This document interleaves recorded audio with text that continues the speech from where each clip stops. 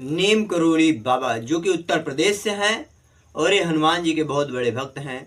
उन्हीं के बारे में आज हम बात करने वाले हैं कि नीम करोली बाबा की पूरा जीवनी, कैसे वे एक ब्राह्मण परिवार के घर में गोलियां खाए और उनसे रहस्यमयी कहानियां कैसे घी तेल बना, पूरी जानकारी आपको बताने वाले हैं।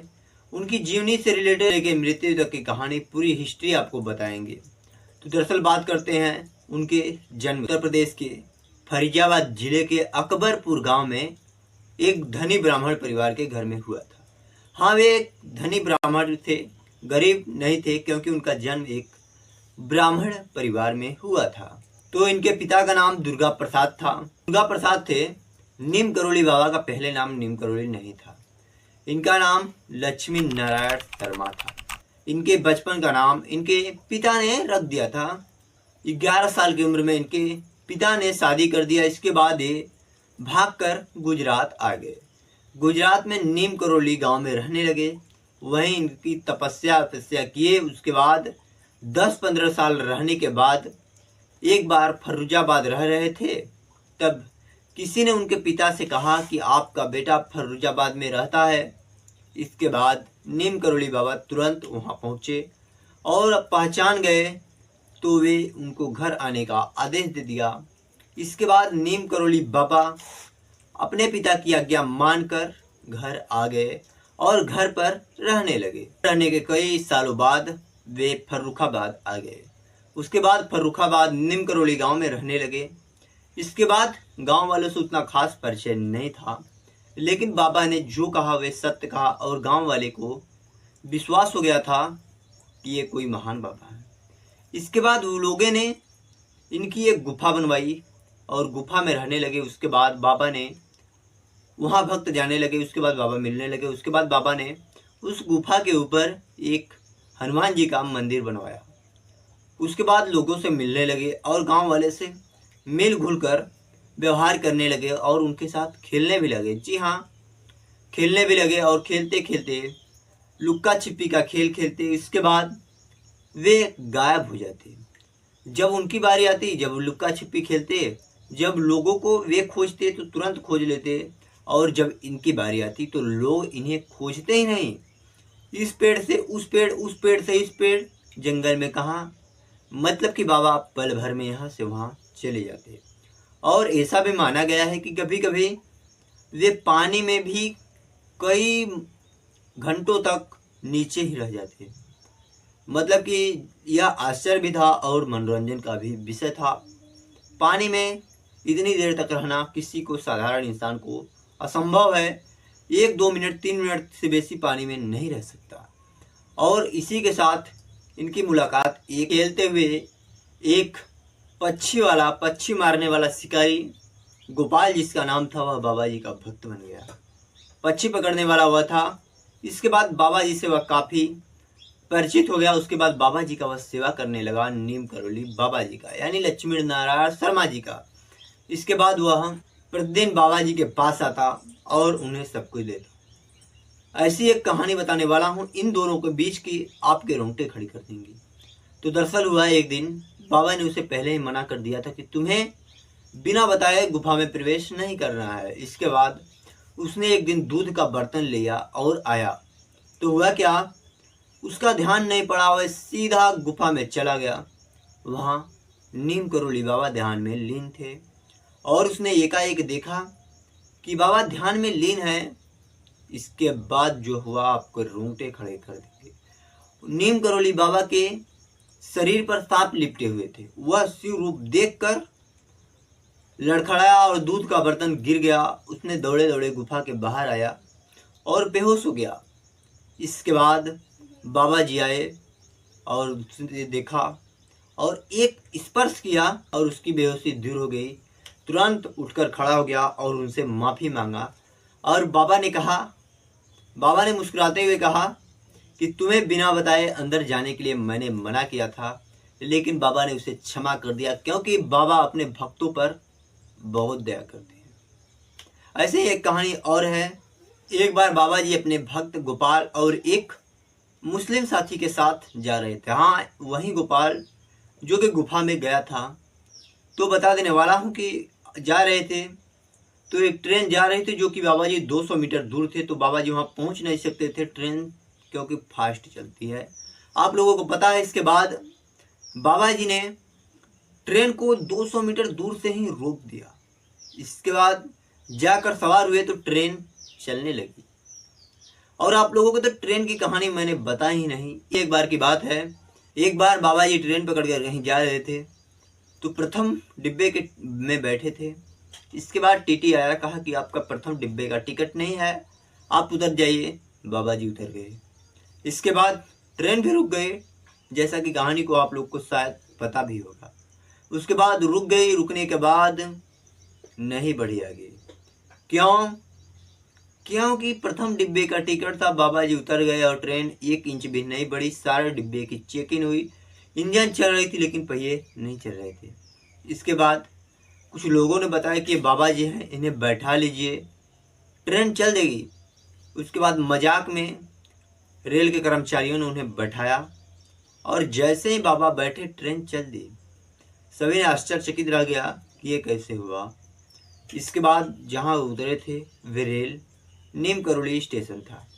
तो दरअसल इसके बाद एक 1935 की बात है, एक अमेरिकी आया बाबा जी से मिलने। प्रथम यज्ञ था, उसने 1935 में चांदी की थाली में सोने के सिक्के दिए।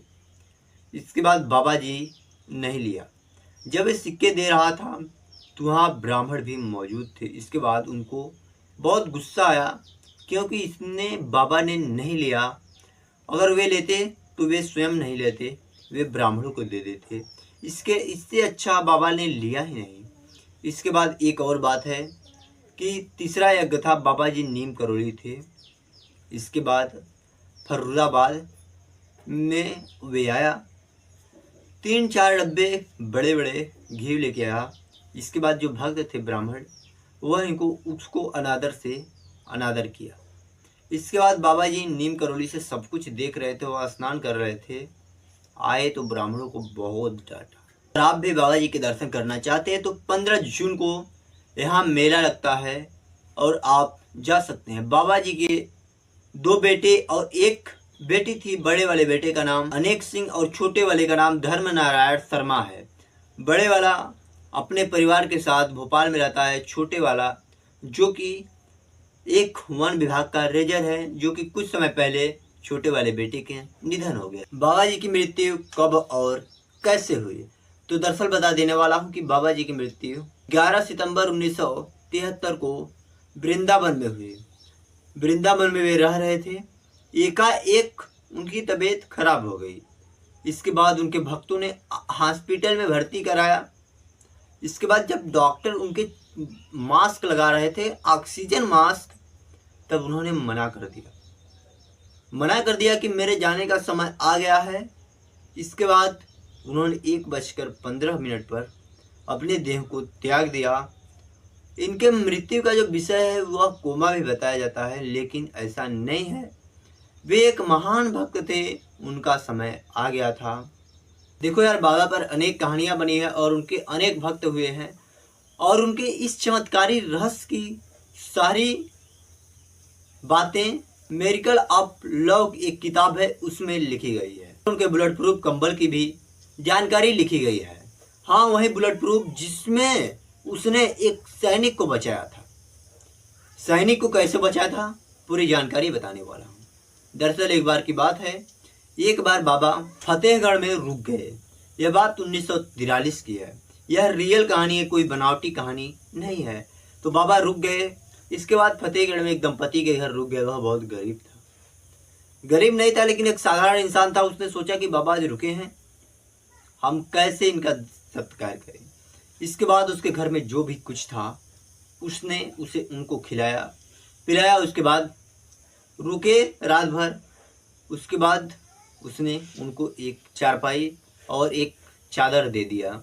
इसके बाद वह बगल में ही जमीन पर सो गया। इसके बाद बाबा जब रात में सो रहे थे तो एक कराहने की आवाज़ आ रही थी। कराहने की आवाज़ सुनी बाबा, उसने तो चारों तरफ देखा, कोई भी नहीं था। उसने सोचा कि बाबा को जगाया जाए, लेकिन इतने बड़े भक्त इतने बड़े महान साधु, इतने बड़े महान संत, इतने बड़े जो कुछ कहो सब कुछ उसने नहीं जगाया। इसके बाद क्या हुआ, रात भर चीखने की आवाज़ आई, लेकिन सुबह उठे बाबा, उसने कम्बल को उस दंपति को दे दिया। उसके बाद बाबा ने उनसे कहा कि आप इसे खोलकर मत देखिएगा, आप इसे गंगा में प्रवाहित कर दीजिए। इसके बाद उसने जब गंगा में प्रवाहित करने के लिए ले जा रहा था तो उसने उस कम्बल को, उसे ऐसा महसूस हुआ कि जैसे इसमें कुछ लोहे की वस्तु है, लेकिन उसने देखा नहीं, गंगा में प्रवाहित कर दिया। जब बाबा उसे कंबल दे रहे थे तो उसने कहा कि आपका बेटा बर्मा फ्रंट से जल्द ही घर आ जाए। बर्मा फ्रंट एक कहाँ है, एक बॉर्डर है, वही बॉर्डर जो कि भोपाल का बॉर्डर है। इसके बाद इनका बेटा जो था एक सैनिक में था। इसके बाद 1 महीने बीतने के बाद इनका बेटा घर आया, युद्ध छिड़ी थी, तो जो माता पिता थे वो बहुत खुश हुए। बाद उसे खाना पीना खिलाया। उसके बाद एक दिन उसने कहा पिता से, पिताजी हम जब सैनिक में थे, बॉर्डर पर थे, तो द्वितीय विश्व युद्ध उस समय था, उस समय अंग्रेजों का शासन था, इनका बेटा ब्रिटिश में सैनिक था। इसके बाद उसने कहा कि हम एक रात दुश्मन से लड़ रहे थे, हमारे सैनिक की जितनी भी टोलियां थी सब खत्म हुए, अकेला मैं ही बचा। मुझे बहुत गोलियां लगी, ऐसा महसूस हो रहा था कि मुझे एक भी गोलियां नहीं लगी, लेकिन मेरे हजारों गोलियां लगी, दर्द भी महसूस नहीं हुआ। इसके बाद उस दोनों ने सोचा, जी हाँ मैं बता देने वाला हूँ, ये वही रात थी जिस दिन बाबा दंपति के घर रुके थे। उन सब ने समझ लिया कि अब बाबा कहीं चमत्कार है। सारी जानकारी है, रियल कहानी थी, यह मेरिकल ऑफ लव किताब में लिखी गई है। एक स्टीवन पॉल जब्स, ये स्क्रीन पर फोटो आपको दिख रहा होगा, ये है स्टीवन ऑफ जब्स नाम से या फोटो से आप लोग पहचान गए होंगे। अगर नहीं पहचान गए हों तो मैं बता देने वाला हूँ। ये अमेरिका के एक CEO हैं और ये एप्पल के पुनर्संस्थापक हैं। एप्पल की कंपनी पूरी तरह से डूब चुकी थी, लेकिन ये आए, CEO बने और एप्पल की कंपनी को आज उच्च तक पहुंचाया है। आज इन्हीं का योगदान है। लेकिन मैं ऐसा क्यों कह रहा हूं इनके बारे में, ये बाबा के एक अनन्य भक्त थे। इनकी भक्ति बाबा के लिए अपार थी। दोस्तों बाबा की रही है पूरी जीवनी, बाबा की अभी इतनी जीवनी है कि जीवनी शब्दों में वर्णन नहीं कर सकता। अगर ये कहानी इंटरेस्ट लगी हो, अगर संतों से रिलेटेड हर कहानी चाहते हैं तो इस चैनल को सब्सक्राइब कर लीजिएगा।